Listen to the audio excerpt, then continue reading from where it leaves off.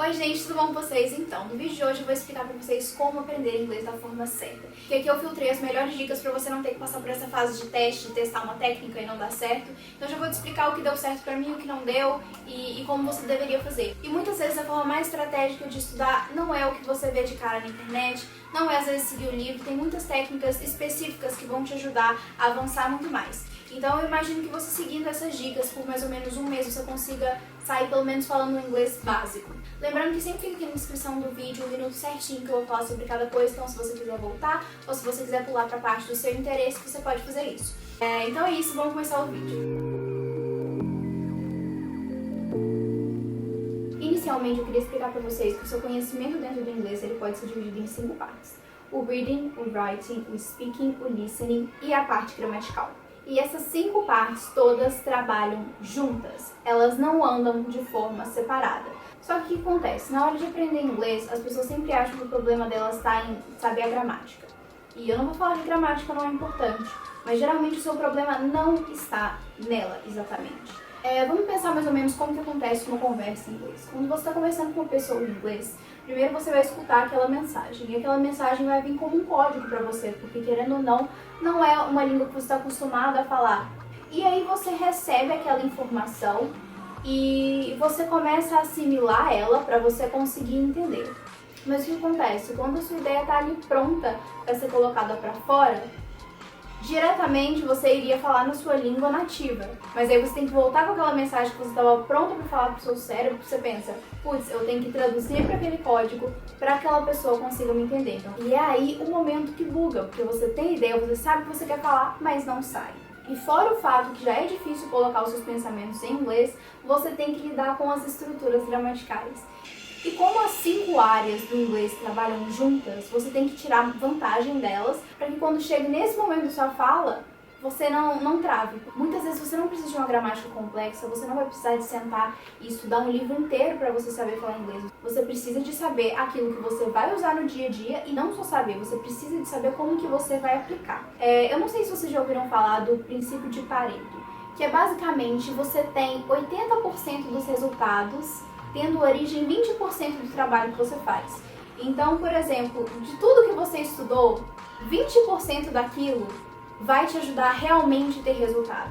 Isso acontece muito no inglês, porque as pessoas estudam muita gramática, só que 20% daquilo vai ser realmente usado na prática. E por incrível que pareça, eu tô aqui defendendo gramática, eu não gosto de aprender gramática, eu sou péssima, mas o problema é que a gente tem a ideia de que aprender gramática é você saber o que é o present continuous, e saber todos esses nomes. Você em si não tem que saber os nomes, você só tem que conseguir aplicar eles. Então é por isso que eu acho que tem algumas áreas que são super importantes de você aprender da gramática no inglês inicialmente. O resto você vai pegar só de praticar, de ver outras pessoas falando, mas eu acho que tem algumas partes que realmente compensa você sentar e estudar no início. Isso é a gramática toda?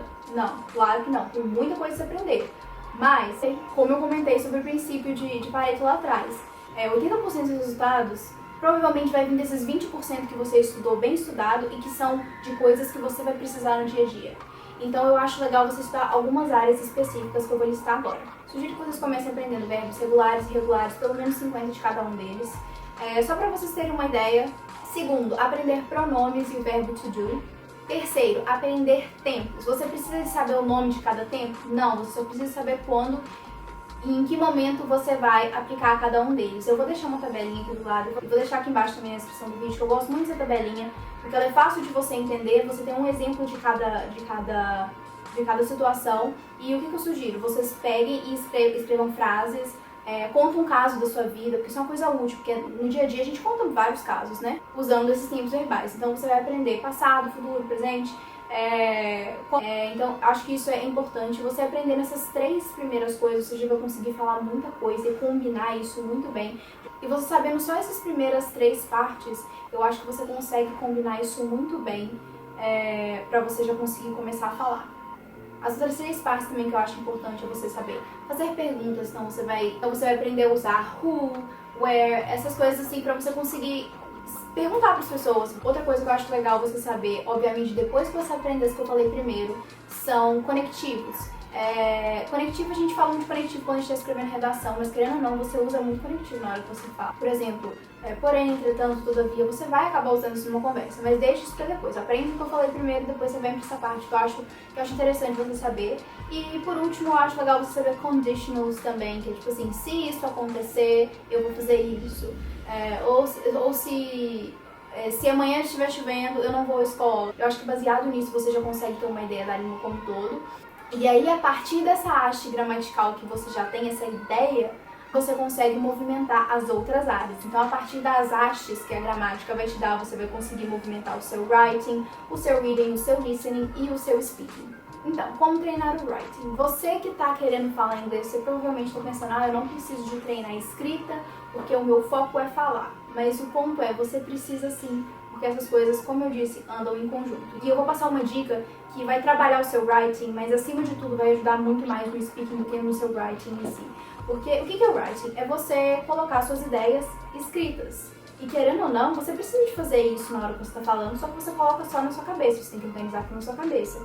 E quando você tem que organizar da forma escrita, às vezes facilita você a se expressar melhor. Se você errou, você volta lá e corrige o erro. Então é como se fosse um treinamento para quando você tiver que estar preparado para falar.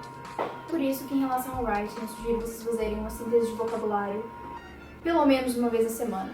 Se você conseguir fazer umas 3, 4, é melhor, mas se pelo menos uma síntese você tem que fazer por semana. Geralmente o que eu faço, gente? Eu já vou anotando no Notion palavras novas que eu aprendi e eu vou deixando lá guardada pro dia que eu tiver tempo para sentar e escrever.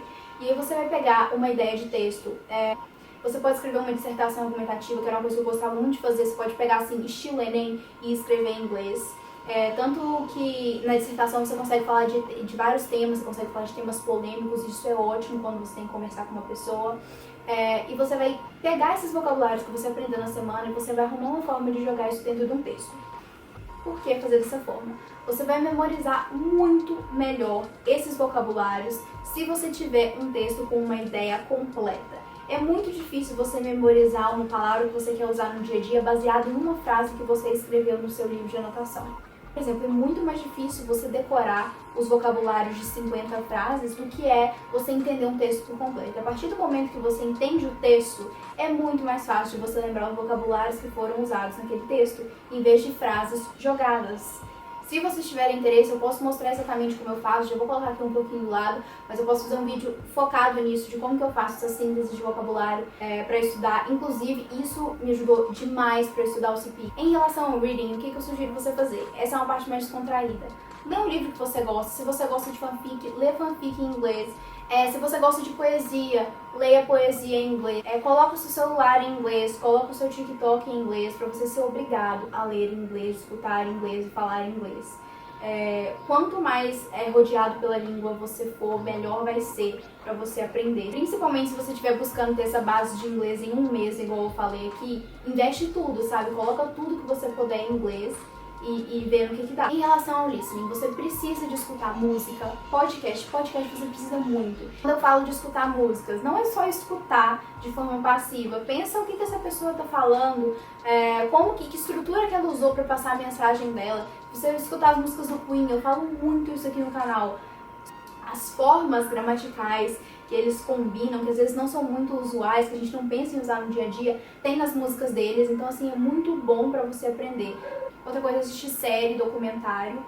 E por último, e provavelmente a parte mais importante, o speaking, que é a parte que a maioria das pessoas travam, mesmo sabendo muito de inglês, mas elas ainda travam. Você tem que ficar preocupado em combinar estruturas sintáticas da forma certa, você tem que preocupar com a sua pronúncia, se o que você está falando está dando para a pessoa entender, para você depois conseguir praticar tudo que você aprendeu nas outras áreas no speaking, que geralmente é a área de maior dificuldade. Por isso que eu falo muito aqui no canal, usem o SpeakPic. Foi uma amiga minha que me sugeriu o SpeakPic e foi o maior achado em relação a sites. É um site que você entra, você coloca lá o seu nível de inglês e você vai conversar com gente do mundo inteiro em inglês. E o legal é que todo mundo tá lá pra aprender, você pode colocar exatamente o nível que você tá e ninguém vai rir de você porque você errou. Então assim, é uma oportunidade muito boa de você praticar a sua conversação e você precisa de fazer isso. Então eu sugiro você fazer isso pelo menos 3, 4 vezes por semana, fora trabalhar as outras partes da língua, mas no speaking você precisa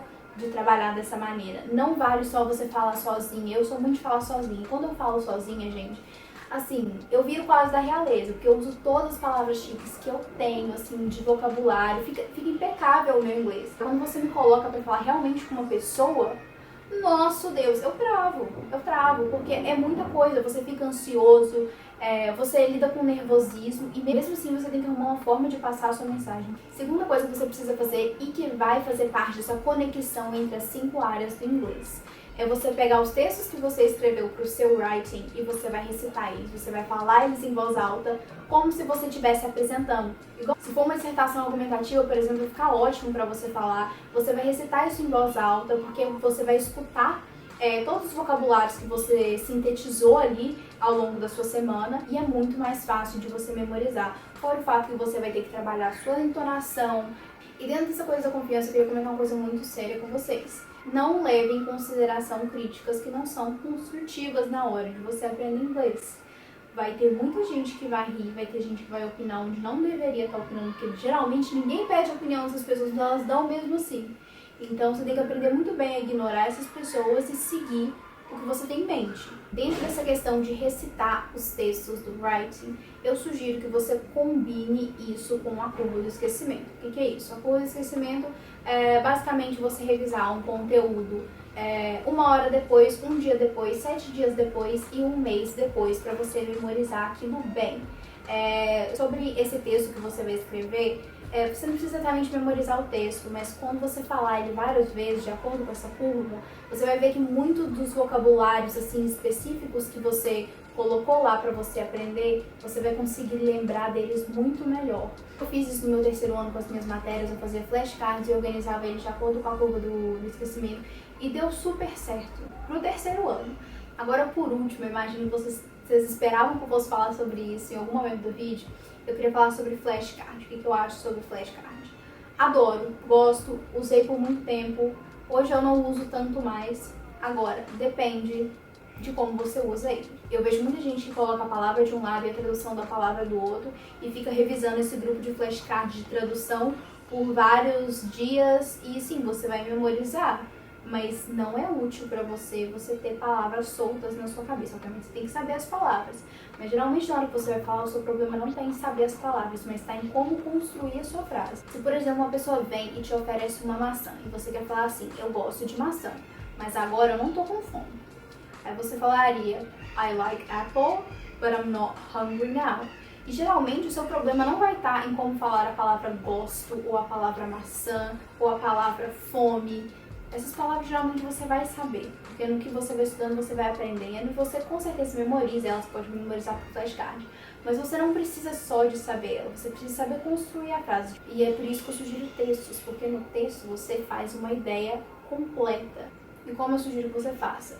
Eu sugiro primeiro que você escolha a plataforma que você vai usar. Eu sugiro sempre o Anki. E você pode pegar, por exemplo, no Anki uma frase e tirar algumas palavras, colocar espaços em branco, para na hora que você fosse testar, você lembrar dessas palavras. Você pode fazer diagramas e tirar algumas partes do diagrama para depois você lembrar na hora que você estivesse testando. Então, assim, ele te dá várias opções e eu acho que são essas opções que fazem a diferença. E por último, dentro do speaking, eu sugiro que você tenha sotaques, assim, de inspiração. Igual eu falei, você não tem que falar igual, exatamente.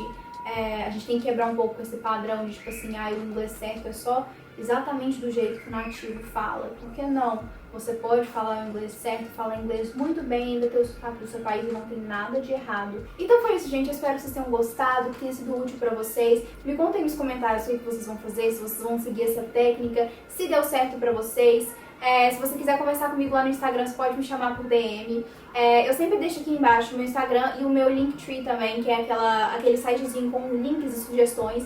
E lá eu deixo algumas dicas que eu dou aqui no canal, deixo as minhas redes sociais, deixo algumas sugestões de cursos, de coisas que eu acho legal na internet. Então vale a pena você entrar lá e dar uma olhada. Tchau!